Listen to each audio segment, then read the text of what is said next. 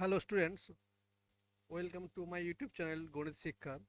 আজ যে ম্যাথসটা করাবো এটা হচ্ছে রেশিও প্রপোর্শনসের 61 নাম্বার ম্যাথস, এবং this is very very important maths. 10 standard স্টুডেন্টের জন্য ভেরি ভেরি ইম্পর্ট্যান্ট। দেখো এখানে অনলি একটা মাত্র রিলেশনস দিয়েছে, সেটা হচ্ছে A B equals to one. সেটা থেকে আমাদের এই ইকুয়েশনটাকে আমাদের এস্টাবলিশ করতে হবে। দেখো, এই ম্যাচটা করার আগে আমি সবাইকে বলতে রিকোয়েস্ট করতে চাই, please like share and subscribe my channel and click the bell icon. দেখো, আমি এই ম্যাচটা করার জন্য আমি কি করছি, প্রথমে ভালো করে প্রতিটা স্টেপ ভালো করে বুঝিয়ে দিচ্ছি, তোমরা দেখো কি করছি।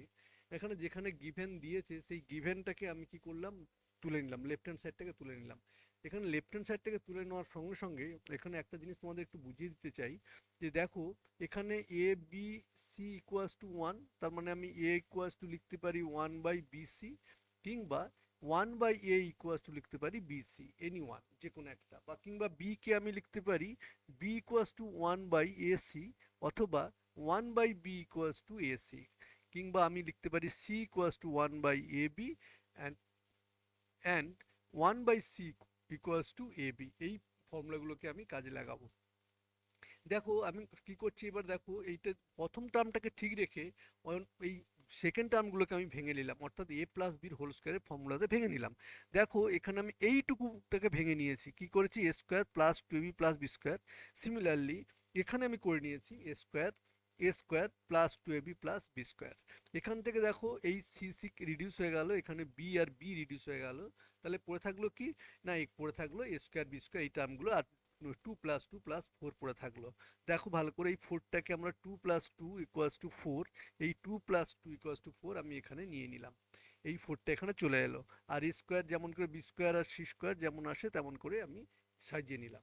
এবার ভালো করে লক্ষ্য করো, আমি এবারে কি করলাম, বিটাকে আমরা কি লিখতে পারি, না বিটাকে লিখতে পারি বি ইন্টু বি, আর সিটাকে লিখতে পারি সি ইন্টু সি, আর ওয়ান বাই বিটাকে লিখবো ওয়ান বাই বি স্কোয়ার, আর ওয়ান বাই সি স্কোয়ার লিখতে পারি one by C into one by C. আর ফোরটা যেমন ছিল অ্যাজ ইট ইজ রেখে দিলাম, কারণ আমাদের এখানে ফোরটা আনতে হবে, এটাকে আমি কোনো আর ডিস্টার্ব করবো না। দেখো এবার আমি কি করলাম, বীজ আমি একটু আগে যেটা লিখেছিলাম সেই এটাকে বলছি আমি, সেটাকে আমি কি করলাম, যে দেখো তোমরা সেই আমি এটাকে একটু অ্যারেঞ্জ করে নিলাম, অর্থাৎ বীজ জায়গায় আমি তোমাদের একটু আগে যেটা বললাম, যে বীজ জায়গায় আমি কি বসাবো, না বীজ জায়গায় বসাবো ওয়ান বাই এসি, আর ওয়ান বাই বীজ জায়গায় বসাবো এসি। ঠিক তেমনি সির জায়গায় কি বসাবো, না সির জায়গায় বসাবো যে A B one by A B, আর ওয়ান বাই সির জায়গায় বসাবো এ বি। যেহেতু A B C equals to one, আমি এখান থেকে এই রিলেশন থেকে এইগুলো বসিয়ে নিলাম। দেখো এই বি জায়গায় লিখলাম ওয়ান বাই এসি, এই সি জায়গায় লিখলাম one by AC, one by B জায়গায় লিখলাম এসি, আর ওয়ান বাই সি জায়গায় লিখলাম এ বি। এইবারে আমি কি করলাম, এবারে অ্যারেঞ্জ করে নিলাম, জাস্ট অ্যারেঞ্জ করে নিলাম। দেখো এ বিটাকে আমি এখানে নিলাম, বিটাকে এখানে নিলাম, সিটাকে এখানে নিলাম, আর এসি যেমন ছিল তেমন পজিশনে রেখে দিলাম। এবার দেখো এই দুটো থেকে কি কমন যাচ্ছে, না এই দুটো থেকে কমন যাচ্ছে, তোমরা ভালো করে লক্ষ্য করো যে এই দুটো থেকে কি কমন যাচ্ছে, না এই দুটো থেকে কমন যাচ্ছে বি বাই সি কমন যাচ্ছে। ভালো করে দেখো, এই যে বি বাই সি, এটা বি বাই সি কমন যাচ্ছে।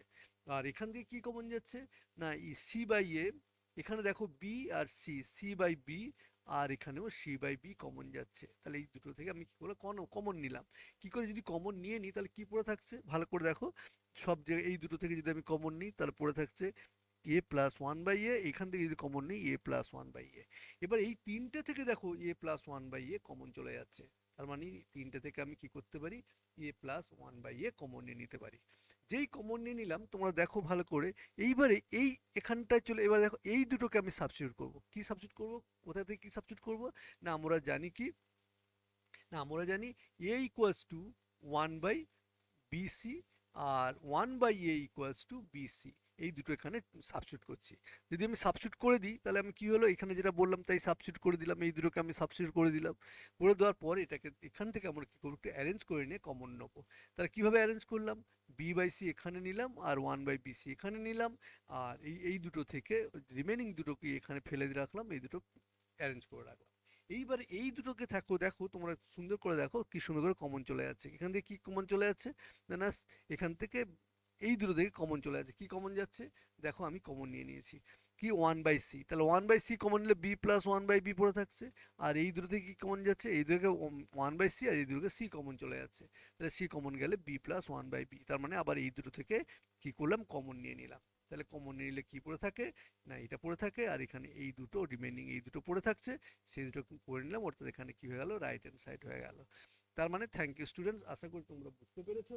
তোমরা সুন্দর করে এটা কপি করে নাও, আর একটা নিজেরা ভালো করে একটু বুঝে নাও, একটু প্র্যাকটিস করে নাও, দেখবে ম্যাথটা সুন্দর হয়ে যাবে। Thank you very much watching my videos, and thank you for subscribe my YouTube channel. Thank you.